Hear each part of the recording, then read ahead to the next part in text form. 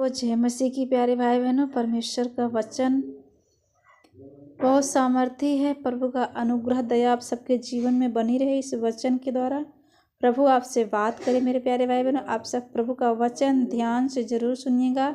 आज हम बुद्धि के लाभ के बारे में बताएंगे। हालेलुया। हमें परमेश्वर बुद्धि और ज्ञान किस प्रकार से देता है। आमीन।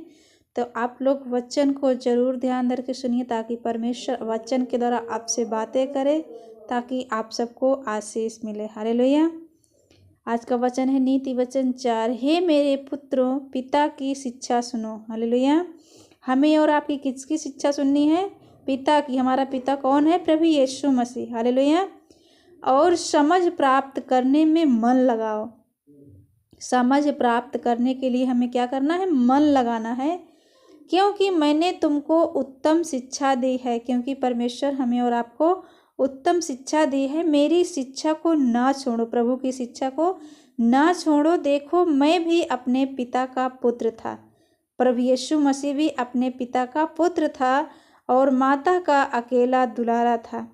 और मेरा पिता मुझे यह कहकर सिखाता था, तेरा मन मेरे वचन पर लगा रहे।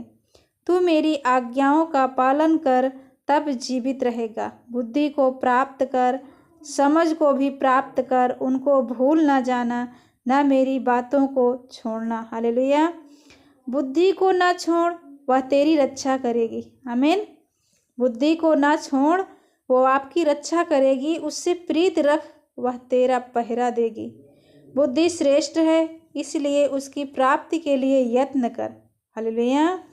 बुद्धि श्रेष्ठ है, इसलिए उसको प्राप्त करने के लिए यत्न कर। जो कुछ तू प्राप्त करे उसे प्राप्त तो कर, परंतु समझ की प्राप्ति का यत्न घटने ना पाए। हालेलुया। उसकी बड़ाई कर, वह तुझको बढ़ाएगी। हालेलुया।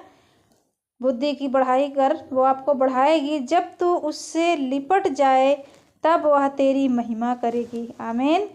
वह तेरे सिर पर शोभायमान भूषण बांधेगी और तुझे सुंदर मुकुट देगी। हे मेरे पुत्र, मेरी बातें ग्रहण कर, तब तू बहुत वर्ष तक जीवित रहेगा। यस, आमीन। मेरे प्यारे भाई बहनों, प्रभु का वचन कहता है, हे मेरे पुत्र, मेरी बातें सुनकर इसे ग्रहण कर, तब आप बहुत वर्ष तक जीवित रहेंगे। हालेलुया। मैंने तुझे बुद्धि का मार्ग बताया और सिधाई के पथ पर चलाया है। हालेलुया। चलने में तुझे रोक टोक ना होगी, और चाहे तू दौड़े तो भी ठोकर ना खाएगा। शिक्षा को पकड़े रहे, उसे छोड़ न दे। उसकी रक्षा कर, क्योंकि वही तेरा जीवन है। आमीन। दुष्टों की राह में पाँव न रखना। हालेलुया। दुष्टों की राह में पाँव न रखना, और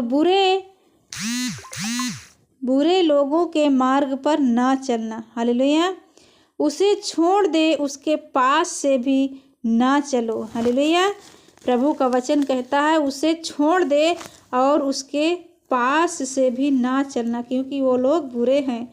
उसके निकट से मुड़कर आगे बढ़ जा।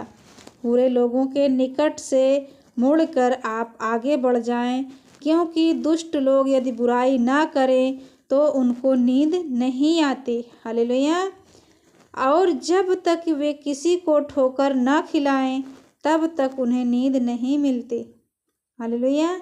वे तो दुष्टता से कमाई हुई रोटी खाते हैं और उपद्रव के द्वारा पाया हुआ दाख मधु पीते हैं, परंतु धर्मियों की चाल उस पर चमकती हुई ज्योति के समान है। आमीन। जिसका प्रकाश दोपहर तक अधिक बढ़ता रहता है। दुष्टों का मार्ग घोर अंधकारमय है। वे नहीं जानते कि वे किससे ठोकर खाते हैं। हे मेरे पुत्र, मेरे वचन ध्यान धर के सुन।